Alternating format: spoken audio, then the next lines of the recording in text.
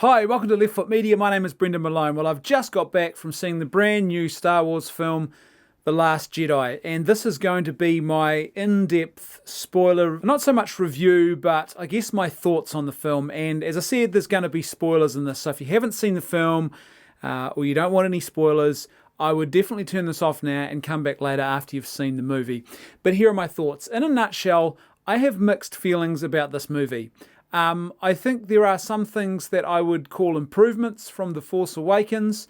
Overall, it's not too bad a film, but in other ways, I walked out of there just sort of feeling like, it was just sort of like an average movie experience. And I guess, particularly with Star Wars, you really don't want an average movie experience. And when I thought about it, I thought, well, was it just because of the hype? You know, when things get too overhyped and then you go in with this whole bigotry of high expectations, and then, of course, as what usually happens, it fails to deliver, and so you walk out of there thinking it's worse than what it actually was because it was your expectations that were the problem and not the film.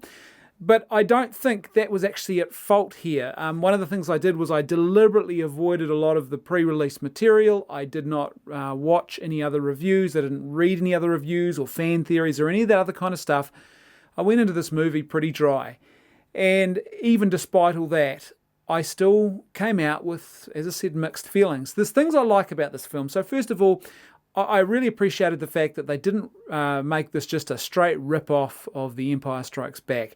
And that could have been one of the real dangers here, which, I mean, obviously with The Force Awakens, what they did was they just did an almost direct rip-off of A New Hope, the original Star Wars film. And they didn't do that in this movie. It actually charted its own territory and went in some new directions, which I thought was good.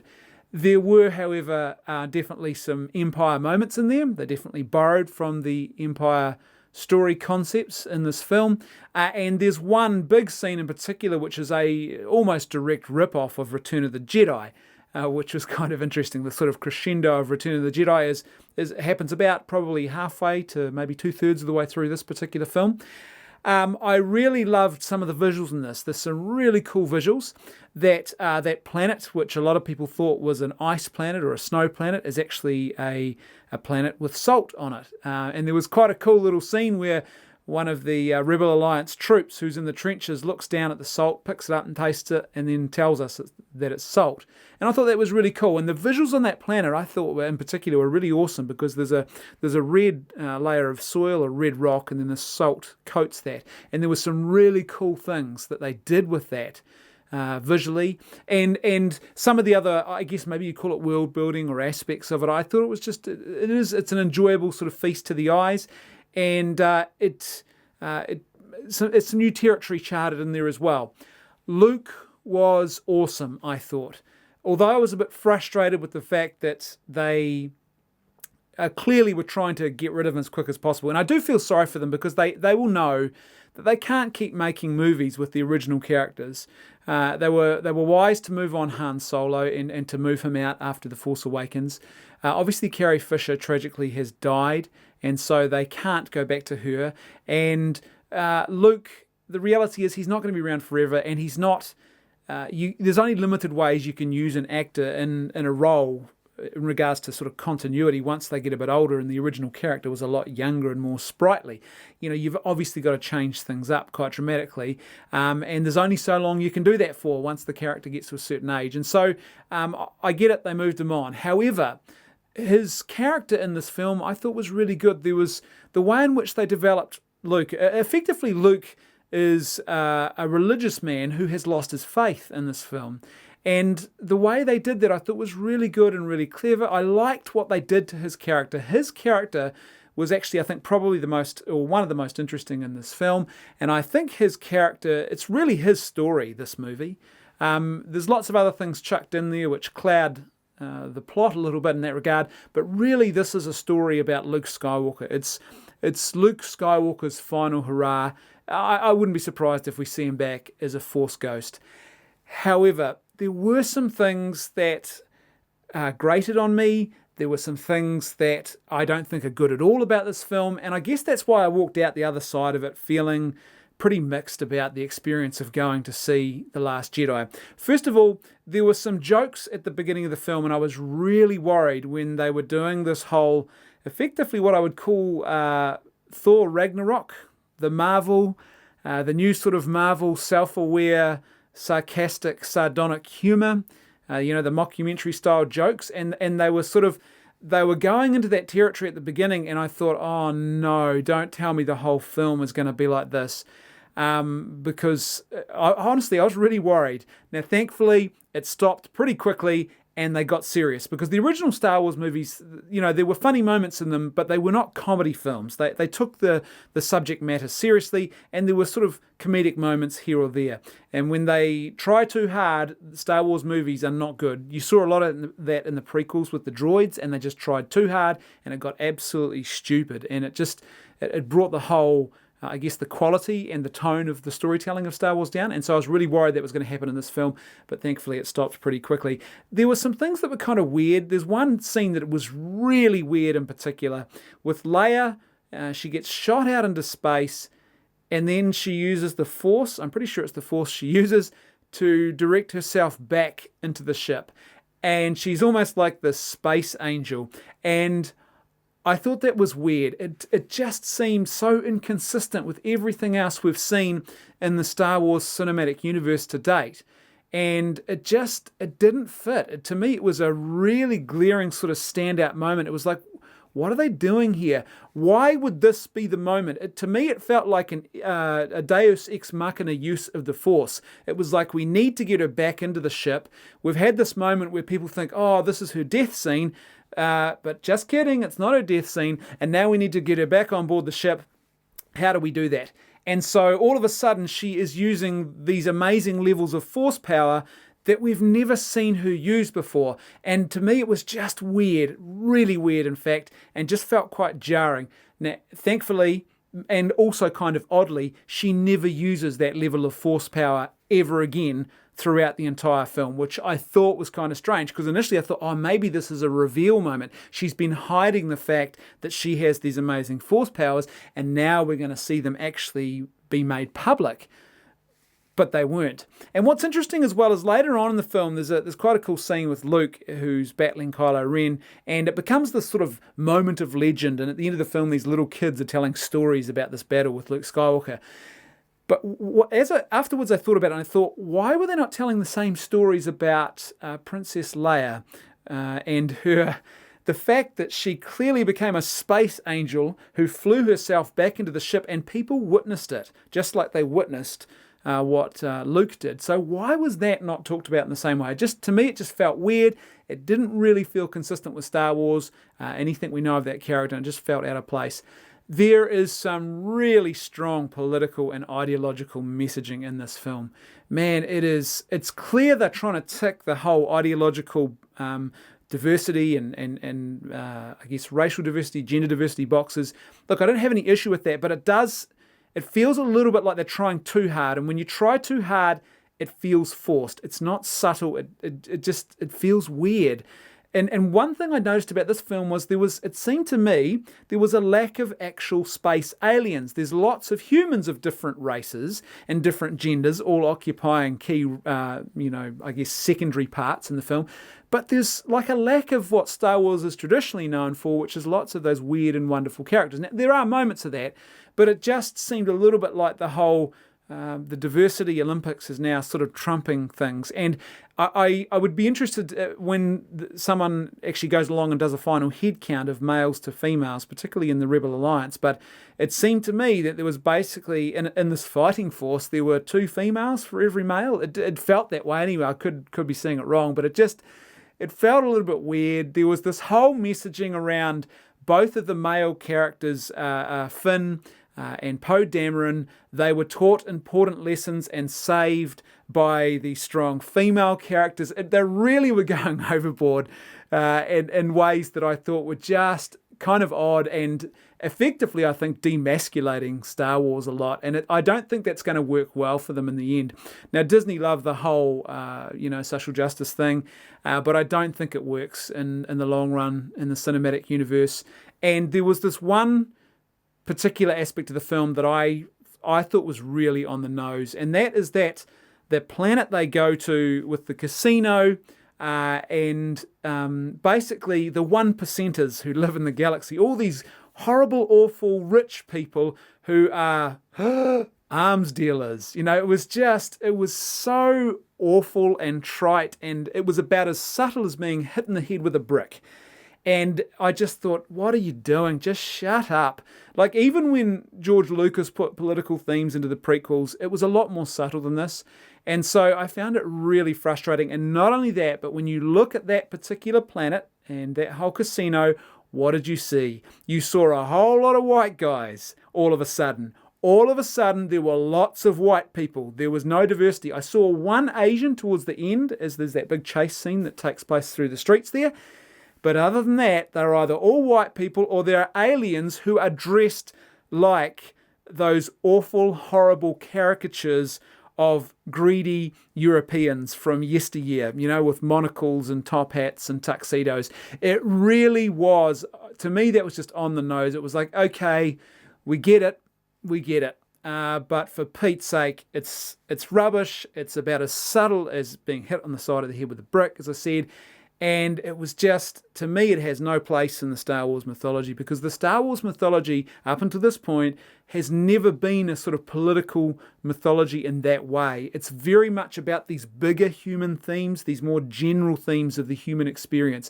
And that's why it was so popular across the board with anybody of any race, any continent, any religious background. You could connect with it because there were some real human themes. It wasn't bogged down in modern and very sort of perhaps focused and insular type politics, and that's what this movie had a bit. Well, I thought it was quite obvious anyway. Now, probably a lot of kids will go in there and miss it, thankfully, but it was frustrating nonetheless. There are some big problems, and I guess this is really the frustrating part for me about character development and the use of characters.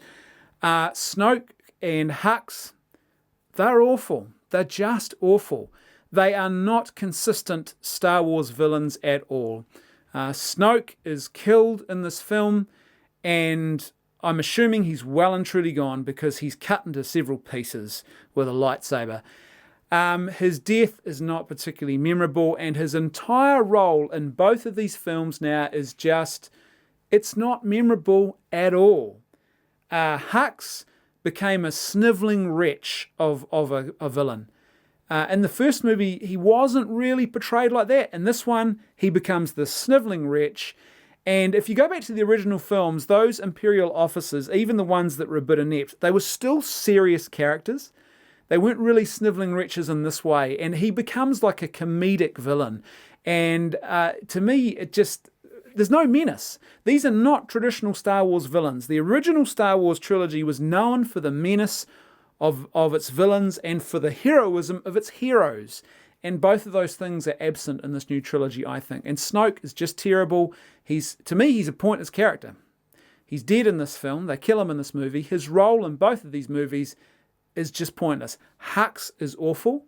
Captain Phasma, there's this death scene with Captain Phasma, and to me, it was like, this is not even earned. What's going on here? We saw her briefly in the previous film, and she was pretty inept in the previous film. And this one, she's briefly in this film, and she dies, and yet it's sort of portrayed as this big sort of, Finn versus Phasma, and it's got some meaning and depth. And it's like, yeah, but you didn't write any meaning and depth into either of these two films. You did not give us any real sense of the gravity of this final battle or Captain Phasma's death, and yet you're playing it up like it is a major key moment in the story. Kylo Ren is now the villain. He is the main villain, but there's a problem. He has no menace. He is nothing like Vader. He's nothing like the Emperor was. He seems sort of like an angsty, emo dude who's just trying hard to be the Emperor or Darth Vader, and it really shows. And so it kills the story. There's no evil menace in this. There's no evil threat. And not only that, but he actually seemed to be more powerful in The Force Awakens than what he is in this movie. There's a scene in the throne room, Snoke's throne room, where Rey and Kylo Ren battle Snoke's Imperial guards, his his Sith guards. I'm not sure what the technical name for them is. Apologies to all those who do already know. But he battles them. They do not appear to be Jedis. They are clearly, impressive soldiers, but not at the level that Kylo Ren is at, that's for sure. And yet he has a hard time defeating them. And all of a sudden I remember thinking to myself, it really pulled me out of the film at that point, why is he not using the Force on these people? He has used the Force in the previous film, The Force Awakens, to stop a laser bolt. He was so attuned to the Force, he knew when someone had fired a laser cannon or a laser gun at him, and he turned and he stopped the laser bolt dead in its track for minutes while he interrogated Poe Dameron, right? Remember that opening sequence? We were all impressed by that. Well, in this film, he's doing things that seem less powerful and less impressive, and all of a sudden it's like he doesn't have that same level of power anymore, which really stuck out to me. And here's the big thing. Rey is still a Mary Sue. Rey has undergone almost zero character development. We've learnt a couple more things about her. We've seen her go to different places, but she hasn't developed as a character. She goes to Master Luke to get training, and he doesn't even train her. She trains herself and then gets a little bit of wisdom from this weird interaction with Kylo Ren that's all been set up by Snoke. But Luke doesn't train her. She's still a Mary Sue. She's doing all these things, and it's like, what? This character has no meaning now. And so effectively, I look at this trilogy, and for me, I think this particular film, here's how I'd put it. I don't think Disney understands what Star Wars is. It's clear to me that George Lucas knew and understood his own creation. He made a mess of the prequels, but he made a mess while still being faithful, I think, to the heart of what his creation was. He just got it wrong in the execution. But what we see now, particularly with The Last Jedi, is although it's a pretty serviceable kind of movie, it really isn't, it's in danger effectively of no longer being Star Wars. And I think the big thing here is Disney clearly, from my perspective as a fan, I don't think they know what Star Wars is, and I don't think they know quite what to do with it. And so they're trying to move into this more sort of generic sci-fi action, superhero, sci-fi fantasy type realm. And they're effectively abandoning all of the essential elements that made Star Wars so good and so effective when it came to an engaging cinematic storytelling experience. So the thing that was really evident for me in this movie is that I think the Star Wars mythology is now dead. There's no hero's journey in this. Rey, who's supposed to be the hero, is a Mary Sue. She doesn't go on a journey. The other characters, Poe became a bit more developed, which was great. You wouldn't really call it a hero's journey, though. Finn, he goes on a bit of a journey, maybe a bit of a hero's journey, but he plays second fiddle, really, to everything else that's going on here. So there's no real hero's journey. There's no evil in this. Now, what I mean by that is there are characters who are evil, but in the original films, the evil was real. The menace, the threat was deadly. It was real. It was literally life or death. The whole galaxy was on the line. None of that is, you don't feel any of that in this film or in this new trilogy. It seems like the enemy is just equally matched with the good guys. They're easy to beat. There's nothing really at stake here. So there's no menacing evil. There's no evil threat. And what's interesting is in this film, effectively, I think they have gone and just destroyed the mythology. And there's one particular scene where Luke is with Yoda, which I thought was quite a cool little touch in this film. And what does Yoda do? He destroys the tree and the temple and all the Jedi texts. And then Luke gets upset about these documents, these important Jedi documents that have been destroyed, these ancient texts. And Yoda says, what's the big deal? They're just old, outdated, Jedi books anyway. It's no big deal. It's what matters is what's in your heart, And I remember thinking, what? This is not Star Wars. This is not the Jedi concept as it's been developed and faithfully sort of caretaken through various films and stories and novels and other things. This is effectively just a bunch of New Age mumbo jumbo, and it was almost like In that moment, I sensed that perhaps they were looking at the Star Wars fandom and they were saying, hey, wink, wink, nudge, nudge, those old Jedi stories and texts and the Jedi canon and the lore doesn't mean anything anymore. To me, it sort of felt a little bit like Disney taking a bit of a dump all over Star Wars. But effectively, there's no mythology in Star Wars now.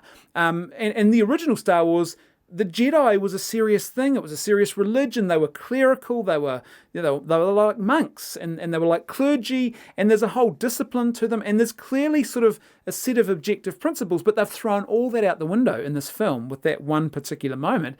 And so effectively, Star Wars is dead. It's almost like postmodernism has got a hold of Star Wars and effectively pulled it to bits and dissected it. And now we're going to be left with, I think, going forward, just a series of special effects and characters going through motions and basically formulaic filmmaking. This is clearly, to me, I think this is a cash cow for Disney. I'm really, really worried about that young Han Solo movie. I don't think it's going to be a good film. I've said it previously. Han Solo is a very well and clearly defined and clearly developed character. He's not going to be that same character when he's 10, 12, 15, 20, however old they're going to have him. And it's not going to work. It just isn't going to work. But it's a cash grab. And I think that the final film in the trilogy, I don't know, what are they going to do with it? Seriously, what can they do with it? Like, the thing with Empire was, and you go back to that original trilogy, you had a groundbreaking first film that was a really good story. Then you have a second film that really escalates things, is one of the best sequels ever made, and actually expands things in a meaningful way and leaves you on a cliffhanger. And then you have the final film, Return of the Jedi, which, although it is the weakest of the three, it's still a pretty solid storytelling effort that wraps everything up. And all three of them work in concert fairly well together.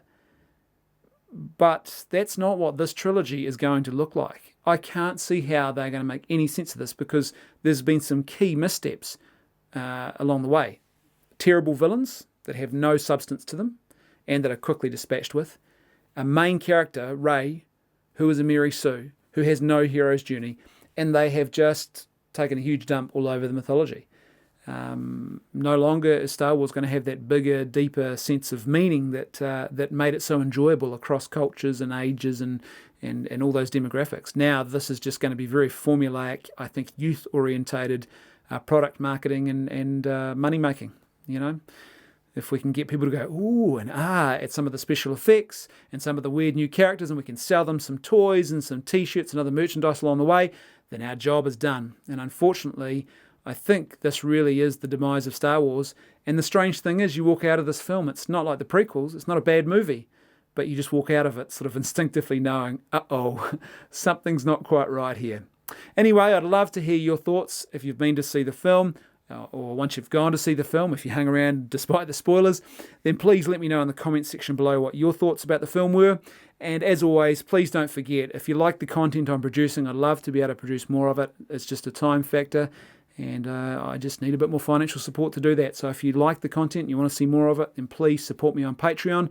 The link is in the description below, and it's on screen now. Thanks for watching. I'll see you next time on Left Foot Media.